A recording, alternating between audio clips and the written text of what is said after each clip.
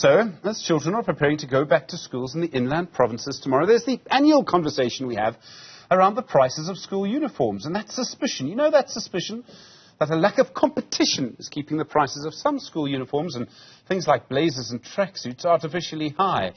It's just one part of our economy that the Competition Commission and the Competition Tribunal have to make decisions about. In the past, the Competition Commission and the Competition Tribunal have held investigations and made decisions about the prices of bicycles, the prices of face masks, and whether black investors can sell a company to foreign investors that would see the hamburger chain lose a BEE component of ownership. It's a complicated issue. Well, 3 new members have now been appointed to the Competition Tribunal. The people who actually make the decisions, they have the final word, really, in cases like this. One of them is the Advocate Geoff Budlender, someone who's played an important role in our law and in our courts and in our society over many years. He's agreed to speak to you now. Advocate Budlender, good afternoon to you, and thank you for your time, and congratulations on your new appointment. Thank you very much. How do you see the role of the Competition Tribunal? It decides cases referred to it by the Competition Commission. What kind of role do you think it should be playing in our society? Well, it plays a pivotal role in the whole process of regulating competition. It deals with mergers, it deals with unfair practices, it deals with abusive practices and abuse of power.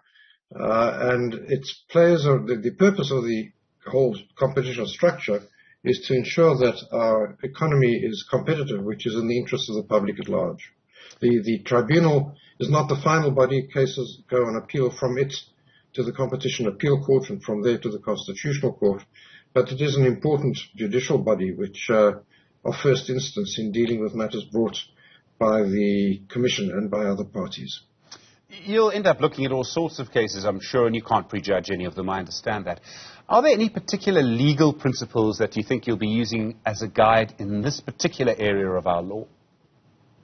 No, I don't think so. The principles have been fairly well established in the jurisprudence of the tribunal and the appeal courts and the constitutional court over the years. I should say I'm not an expert in competition law. My expertise, such as it is, lies in other fields, but they bear on the application of competition law. And I wouldn't presume to pronounce for the moment on any competition law question. Sure. We live in a country, as you know, with a very unequal economy and very high levels of concentration in our economy. So what that means is you'll have just a few companies in a particular industry. As an obvious example that comes to mind, you may have, a very big company in the beer market, for example. Do you think the tribunal does actually work to improve competition, to reduce that concentration? Yes, well, I'm impressed by what I've seen of the work of the Competition Tribunal and of the other bodies in the field, in the limited direct exposure I've had to them. The work is, when the tribunal sits, it has a number of members, sits with a number of members. There's always at least one who's a lawyer, and there's also at least one who's an economist.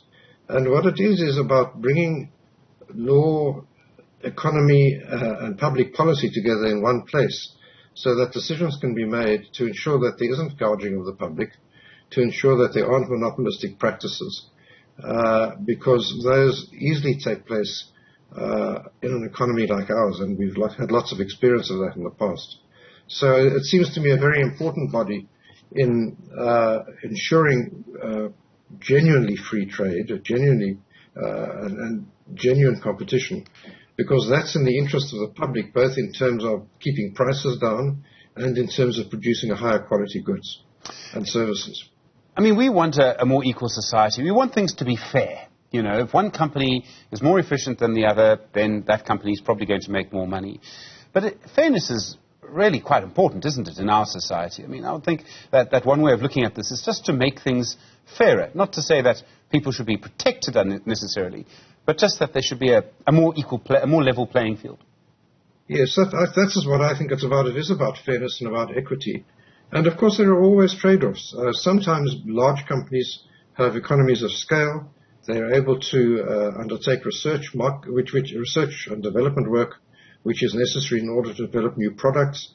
And one has to be careful, I think, to get the balance right between all of these factors, and there are many other factors, to make the right decision. There's now in South Africa a further factor, which is the public interest factor, which weighs quite heavily.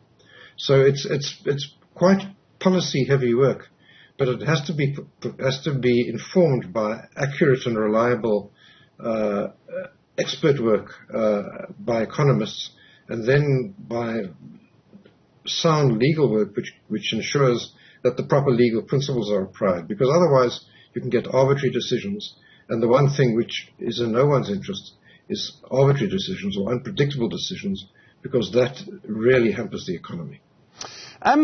Is competition law maybe quite interesting compared to other aspects of law?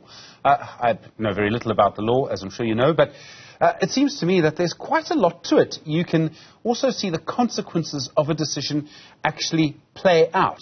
And that must be quite interesting. You can see what happens. Yes, I think it is. Go on. Yeah. Yes, I think it is a very interesting area. When I was invited to join the tribunal, it seemed to me, as I said, it's a new venture for me. But it's this interesting interplay of theory and practice, an interplay of almost philosophical positions and practical consequences on the ground.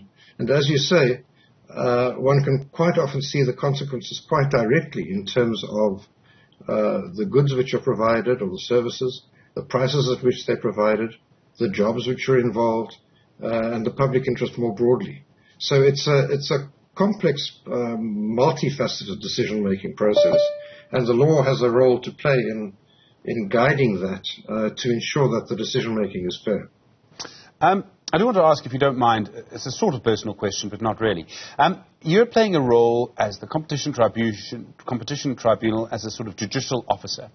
And in the past, you've represented clients and organizations that have taken government to court, and some of them, and you'll know the cases I'm referring to, have been very, very important. Are you still available to represent those causes if necessary? Yes, I am. This is a part-time appointment. And so I will be continuing my regular practice. But this is now, will be taking up part of my time. Advocate Geoff Budlender, thank you very much indeed. I really do appreciate the time. Thank you very much indeed for agreeing to speak to us.